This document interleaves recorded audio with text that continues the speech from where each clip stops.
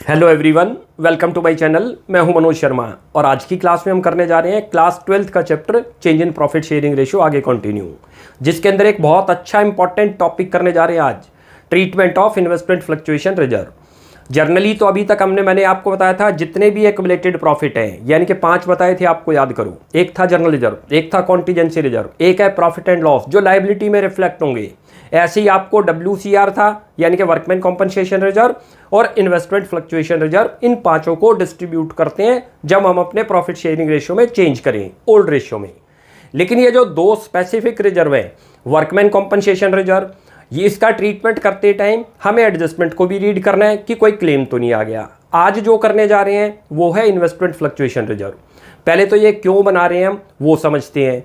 देखो, हम जब कभी भी इन्वेस्टमेंट करते हैं और ऐसे सेक्टर के अंदर इन्वेस्ट किया हुआ है जहां पर उसकी मार्केट वैल्यू के अंदर ज़्यादातर चेंज चलता है, कभी वो डिक्रीज हो रही है, कभी इंक्रीज हो रही है। तो जब वो डिक्रीज है तो फर्म के लिए लॉस है, इंक्रीज है तो प्रॉफिट है, तब तो कोई प्रॉब्लम नहीं। लेकिन जब वो डिक्रीज होगी तो फर्म को लॉस है, तो उस लॉस को कवर करने के लिए ही हम अपने प्रॉफिट में से कुछ पार्ट बचा लेंगे, उसी का नाम है इन्वेस्टमेंट फ्लक्चुएशन रिजर्व। अच्छा, जब हम चेंज करेंगे अपने प्रॉफिट शेयरिंग रेशियो में तो प्रॉफिट में से बचाया हुआ पार्ट है और ओल्ड प्रॉफिट में से बचाया हुआ पार्ट है, तो ये ओल्ड रेशियो में डिस्ट्रीब्यूट कर देंगे। लेकिन इसके लिए हमें जो है क्वेश्चन में ये भी देख लेना है कि इन्वेस्टमेंट में क्या चेंज आया। तो उसके टोटल आपको 5 केसेज दिखेंगे।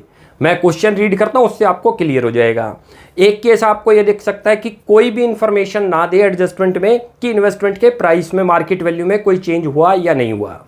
कई बार ये दे सकता है जितने की इन्वेस्टमेंट है, एडजस्टमेंट में आपको सेम प्राइस लिखेगा कि मार्केट का प्राइस सेम है, यानी कि जितने की उसकी कॉस्ट प्राइस थी वही आज मार्केट वैल्यू है। तो दोनों केस में तो एक ही एंट्री है, यानी कि लॉस तो है नहीं, सारे IFR को डिस्ट्रीब्यूट कर देंगे। तीसरे केस में यदि उसका रेट कम हो जाए तब कैसे है, तो उसमें से जो रिजर्व बचा है उसमें से लॉस को कवर करेंगे। ऐसे ही एक केस बन सकता है कि आपकी मार्केट वैल्यू आपकी इन्वेस्टमेंट की जितने से डिक्रीज हो गई उससे कम का आपने जो है रिजर्व बना रखा है, तब जो है पार्टनर से भी कवर करा जाएगा रिवैल्यूएशन अकाउंट के थ्रू। वो मैं क्वेश्चन करता हूं तब आपको क्लियर होगा।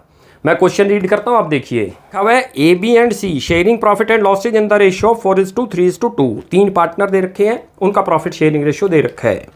Decided to share profit and losses in the ratio of 2:3:4 with effect from 1 April 2021। उन्होंने अपना रेशियो चेंज कर लिया।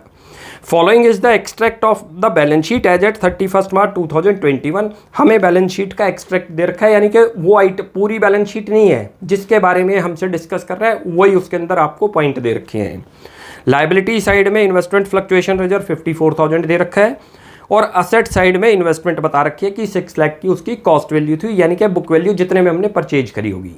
अब एडजस्टमेंट देखो लिखा है नीचे, उसके टोटल 5 केस है, 5 केस कर लेंगे।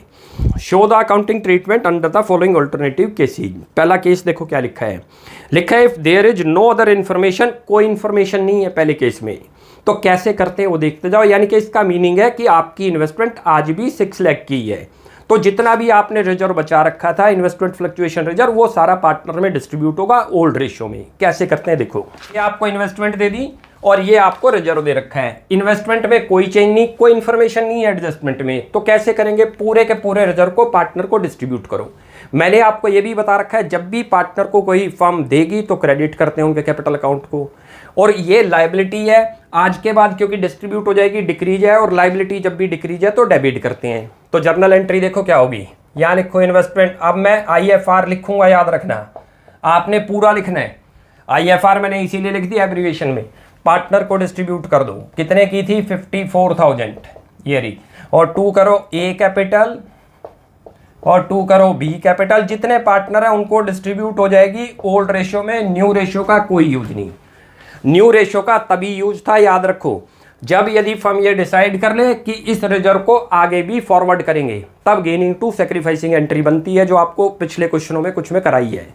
और यहाँ करो 2C कैपिटल, कितना अमाउंट है 54,000। इसको डिस्ट्रीब्यूट कौन सी रेशियो में करेंगे, ओल्ड रेशियो देखो ये दे रखी 4:3:2। न्यू का तो कोई यूज है ही नहीं।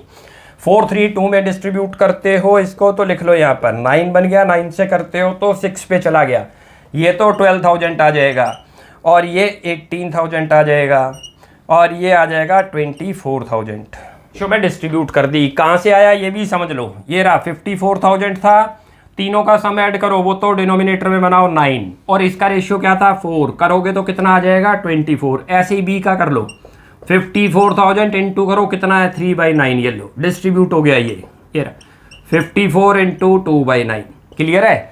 और आज के बाद जो बैलेंस शीट के अंदर रिजर्व है वो जीरो हो जाएगा न्यू बैलेंस शीट के अंदर, याद रखना। आईएफआर हमने डिस्ट्रीब्यूट कर दिया, investment fluctuation new balance sheet में आज के बाद ये तो जीरो आएगा, इन्वेस्टमेंट आपकी 6 लाख की आएगी। मैं यहाँ कर भी देता हूँ, ये छोटा सा बनाता है बैलेंस शीट, ये नहीं। इन्वेस्टमेंट तो जो आपकी आएगी वो पूरे 6 लाख से आएगी, ध्यान रखना। और आईएफआर क्योंकि डिस्ट्रीब्यूट हो गया, आईएफआर आना ही नहीं, न्यू बैलेंस शीट में जीरो हो गया। ये न्यू बैलेंस शीट लिख लो यहाँ, ये रहा। क्लियर है भाई। जर्नल एंट्री में क्या करेंगे, आईएफआर को डेबिट करो। ये लायबिलिटी थी, लायबिलिटी जब भी डिक्रीज है डेबिट करते हैं। आप रूल याद कर लो थोड़े जर्नल एंट्री के। वैसे सीधी सी बात है, पार्टनर को जब दो तो क्रेडिट कर दो, और पार्टनर से कुछ लेना है तो डेबिट कर देंगे। क्लियर हो गया। ये जर्नल एंट्री और ये बैलेंस शीट में आज के बाद 54 खत्म और इन्वेस्टमेंट आ जाएगी 6 लाख। ये तो था केस 1। अब करते हैं केस 2। केस 2 के अंदर देखो लिखा है, if the market value of investment is 6 lakh. Market value कितनी हो गई उसकी 6 लाख।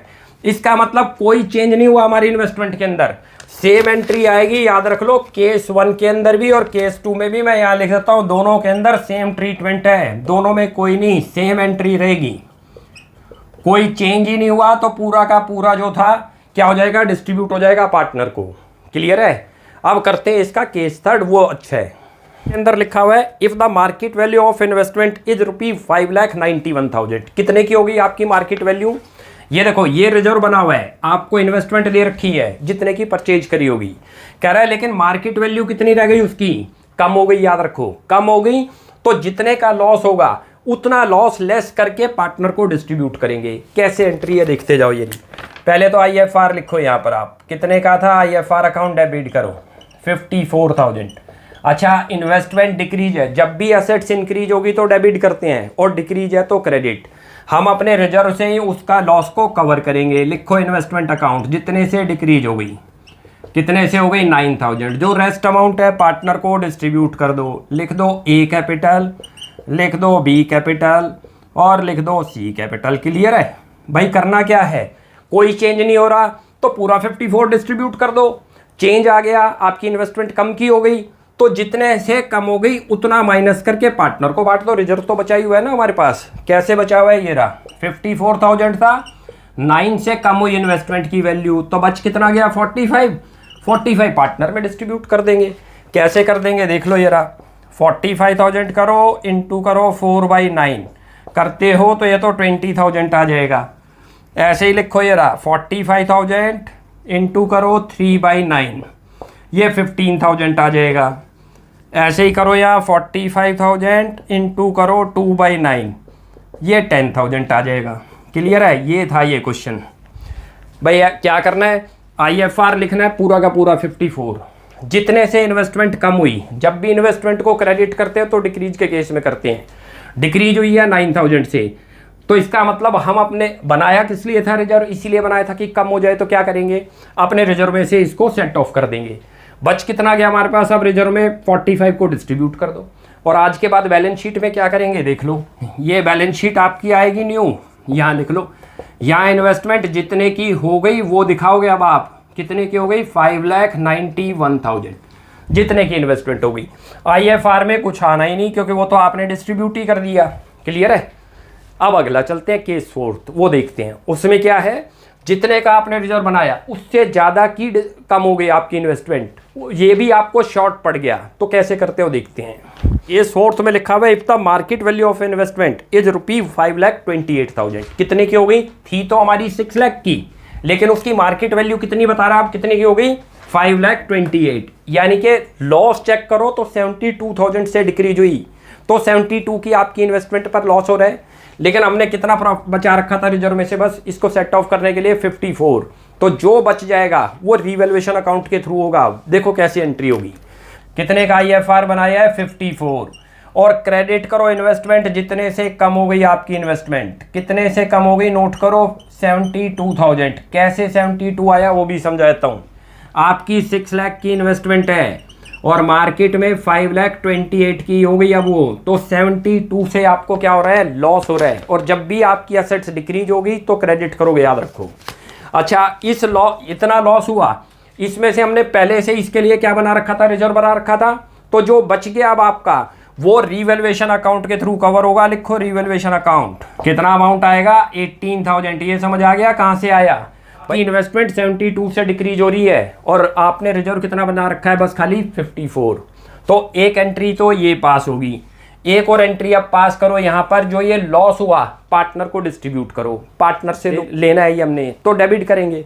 लिखो ए कैपिटल अकाउंट डेबिट, फिर करो बी कैपिटल अकाउंट डेबिट और सी कैपिटल। मैंने आपको बताया कैपिटल अकाउंट जब भी डेबिट होंगे तो लॉस के केस में होंगे, जब हम उनसे कुछ ले रही है फर्म, उनको देंगे तो क्रेडिट करते हैं। कितना अमाउंट आएगा, 18,000। और कौन सी रेशियो में डिस्ट्रीब्यूट होगा, ओल्ड रेशियो याद रख लेना, न्यू रेशियो का कोई यूज नहीं है। कितनी है, 4:3:2 करते हो तो एक का तो आएगा, ये 2 पे गया, 2 2 जा 4 हो गया, ये 6 हो गया और ये 8,000 हो गया। ये समझ आया कहाँ से आया हमने जो लिखा लॉस को भाई, कैसे किया है। ये 18,000 लिखा, इसके शेयर से मल्टीप्लाई कर दो 4/9, ऐसे ही 18,000 इंटू कर दो यहाँ 3/9, ऐसे ही उसको कर दो 18,000 इंटू 2/9। क्लियर हो रहे हैं, ये बहुत आसान है, ध्यान रख लो। IFR जितने भी केसेज हैं सब में डेबिट होगा, ध्यान रख लेना। आप पहले जितने 3 केस करे उसमें भी था, ये 4th केस में भी डेबिट है। असेट्स जितने से डिक्रीज है क्रेडिट कर दो। अब जो केस करेंगे 5th जो है उसमें इंक्रीज होगी, तब देखो क्या होगा। पहले तो इसको देखो बैलेंस शीट में कैसे दिखाएंगे। अब बैलेंस शीट बनाओ, जो आपकी न्यू बैलेंस शीट बनेगी उसके अंदर IFR तो 0 हो गया आपका, याद रख लो। और जो इन्वेस्टमेंट आएगी वो जितने की हो गई वो दिखाओगी, कितने की हो गई, 5,28,000। ये न्यू बैलेंस शीट में रिप्रेजेंट करेंगे। तो 2 एंट्री पास करनी है, पहले ये वाली करनी है। IFR लिखो जितने का है, इन्वेस्टमेंट कितने से कम हो गई, 72। तो जो बच गया वो रिवैल्यूएशन अकाउंट के थ्रू कवर होगा। और रिवैल्यूएशन की नेचर बताई थी नॉमिनल अकाउंट। नॉमिनल जब भी डेबिट होंगे तो लॉस के केस में दिखेंगे, फिर इस लॉस को पार्टनर में ट्रांसफर कर दो। अच्छा, यदि फिक्स्ड कैपिटल है तो करंट अकाउंट लिख दोगे, फिक्स नहीं है तो कैपिटल अकाउंट लिखेंगे, क्योंकि फ्लक्चुएटिंग में तो कैपिटल में ट्रांसफर करते हैं। अब इसका करते हैं 5th केस, वो बहुत अच्छा है। उसमें लिखा हुआ है if the market value of investment is ₹6,60,000।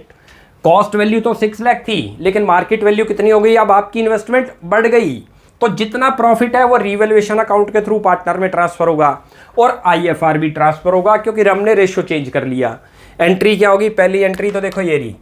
एक एंट्री तो आप लिखोगे IFR अकाउंट डेबिट। मैंने आपको बताया IFR हर केस में डेबिट होगा, याद रख लेना। जितने भी 5 के 5 केस कराए, ट्रांसफर करो इसको किस में, अब लॉस नहीं है तो पूरा ट्रांसफर कर दो पार्टनर में, 54 ये रहा। और ये करो यहाँ पर आप सी कैपिटल। क्लियर है, पहली एंट्री तो ये आ रही है, ध्यान रख लो। कितनी कितनी आई थी नोट करो, कौन सी रेशियो में डिस्ट्रीब्यूट है, 4:3:2 करते हो तो 9 पे गया 6, ये तो 12,000 आ जाएगा, ये 18,000 आ जाएगा और ये 24,000। एक एंट्री तो ये पास हुई, IFR को तो हमने डिस्ट्रीब्यूट कर दिया। अब इन्वेस्टमेंट में जो चेंज हुआ उसको दिखाओ, क्या चेंज हुआ इन्वेस्टमेंट में। लिखो आपकी इन्वेस्टमेंट इंक्रीज हो गई तो डेबिट होगी, अमाउंट से हो गई इन्वेस्टमेंट 60,000 से नोट करो, और ये प्रॉफिट हो रहा है। और जो प्रॉफिट होगा मैंने आपको बताया, या लॉस होगा, वो रिवैल्यूएशन अकाउंट के थ्रू कवर होगा। अब ये प्रॉफिट है तो लिखो रिवैल्यूएशन अकाउंट, अमाउंट आएगा 60। और रिवैल्यूएशन की नेचर अभी बताई थी आपको कि क्या है, नॉमिनल। और रिवैल्यूएशन नॉमिनल की कंडीशन है, जब वो क्रेडिट में दिखेगा तो प्रॉफिट के केस में तो प्रॉफिट हुआ। इन्वेस्टमेंट डेबिट क्यों करी, असेट्स है, जब भी इंक्रीज होगी तो डेबिट होगी। अब इस प्रॉफिट को भी पार्टनर को दो, क्योंकि पार्टनर को एक तरीके से 2 प्रॉफिट हो गए। एक तो ये जो एक्यूमुलेटेड प्रॉफिट था इसकी कोई रिक्वायरमेंट नहीं है, क्यों, हमारी इन्वेस्टमेंट को सेट ऑफ करने की यूज ही नहीं है, वो इंक्रीज हो गई थी। तो जितने से इंक्रीज है वो ट्रांसफर करो एक तो, और इसको पूरे को डिस्ट्रीब्यूट कर दो जैसे यहाँ कर दिया। अब तीसरी एंट्री देखो, यहाँ लिखो revaluation account debit to A to B to C। कितना आ गया, ये था आपका 60,000, फ्रैक्शन में आएगा, ध्यान रखना ये वाला 4:3:2। बीच वाले का तो 3/9 बनता है तो 1/3 हो गया, बीच वाले का तो यानी कि B का तो 20,000 आएगा, इसका 2,667 आएगा, और इसका आप कर लेना 1,443 आएगा। कैसे आएगा करके भी दिखा देता हूँ। ये रहा 60,000 करो और इंटू 4/9 करना, ऐसे इसको 60,000 करो इंटू 2/9 और वो 3/9 हो जाएगा, 1/3 होगा, वो तो आराम से हो गया था। 60,000 का 1/3 करोगे तो 20 बनेगा, ये कर दिया। क्लियर है, पॉइंट में था तो हमने राउंड ऑफ कर दिया, इसको इंक्रीज कर दिया, इसको उतना ही रहने दिया। अब इसकी यदि आपसे बैलेंस शीट में पूछ ले तो बैलेंस शीट भी दिखाया, तो ये रहा बैलेंस शीट में इन्वेस्टमेंट कितनी आएगी, आप जितने की हो गई, ध्यान रखना कितने की हो गई, ये न्यू बैलेंस शीट है, 6,60,000 दिखाओगे इसमें। क्लियर है, ये था ये क्वेश्चन। तो आज हमारा अब ये इन्वेस्टमेंट फ्लक्चुएशन रिजर्व का ट्रीटमेंट पूरा कंप्लीट हो गया। देखा जाए तो टोटल बने तो 5 थे, लेकिन फर्स्ट केस और सेकंड केस में तो सेम एंट्री है, पूरे IFR को डिस्ट्रीब्यूट करो। भाई थर्ड केस, फोर्थ और फिफ्थ में थोड़ा चेंज था। नेक्स्ट क्लास के अंदर इसका एक टॉपिक बच गया जिसमें फुल फ्लैश क्वेश्चन है, रिवैल्यूएशन अकाउंट, पार्टनर्स कैपिटल और बैलेंस शीट। उसके बाद ये चैप्टर हमारा कंप्लीट हो जाएगा। उसके बाद फिर नया चैप्टर स्टार्ट करेंगे, एडमिशन ऑफ पार्टनर। अब यहाँ तक आप प्रैक्टिस कीजिए, कोई भी डाउट लगता है you will ask in comment section. आपको हमारी वीडियो अच्छी लगती है प्लीज़ इसको लाइक एंड सब्सक्राइब कीजिए। Thanks for watching my video, next class में जल्दी मिलते हैं।